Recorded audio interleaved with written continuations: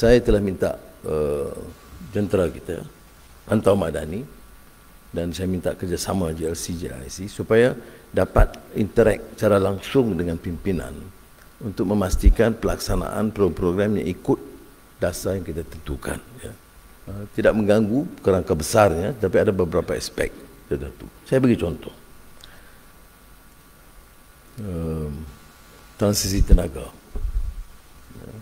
transformasi digital, itu dah sangat mendesak dan kritikal bagi negara, dan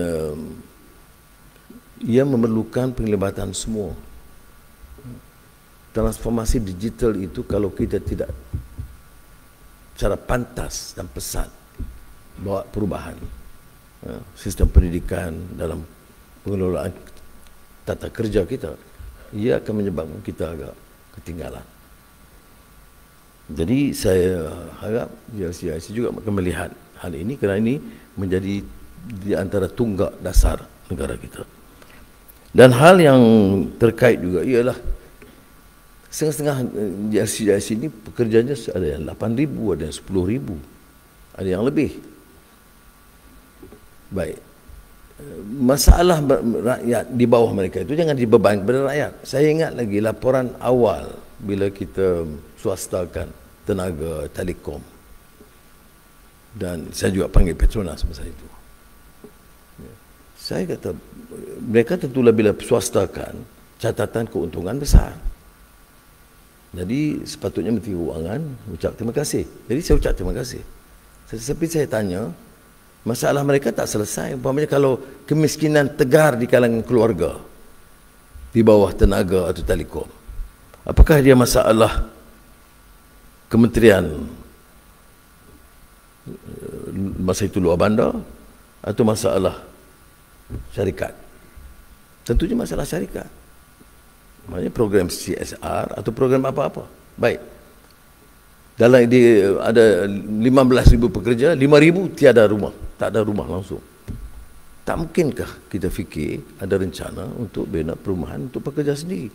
Kalau tidak, kita catat keuntungan dengan cakap soal commercialization dan kita bebankan kelompok yang agak pendapatan rendah ini kepada kementerian dan kerajaan untuk mengenangani. Saya tidak fikir itu menasabah.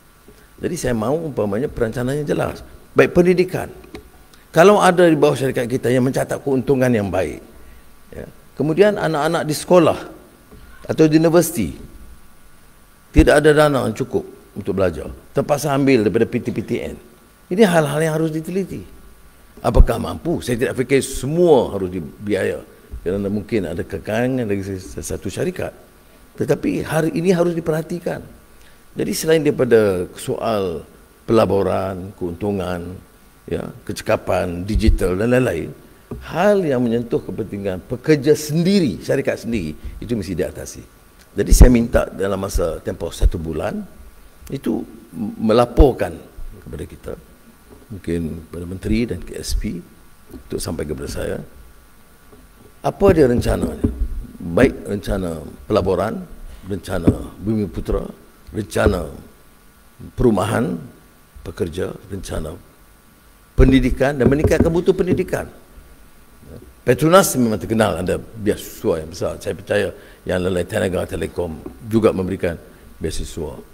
Bank-bank juga masuk Maybank dan lain-lain, ada rencana-rencana latihan dan program. Baik, tapi saya nak dapat laporan supaya ada kefahaman yang lebih jelas.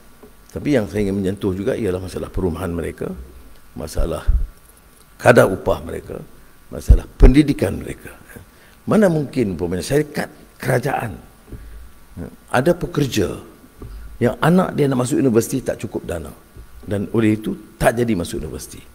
Saya tidak fikir hal ini boleh kita pertahankan. Sebab itu umpamanya arahan saya tahun lalu, bila ada pelajar miskin dapat PTPN tak cukup, maka universiti tidak boleh menolak masukan mereka. Biar dia masuk dulu, kemudian kita cari jalan dan kaedah untuk bantu mereka. Hal-hal ini mesti diselenggarakan. Barulah betul negara ini negara madani. Kerana ada pertumbuhan, ada kemampanan, ada transformasi digital, ada innovation dan daya cipta, tapi ada juga rahmah dan ihsan. Assalamualaikum warahmatullahi wabarakatuh.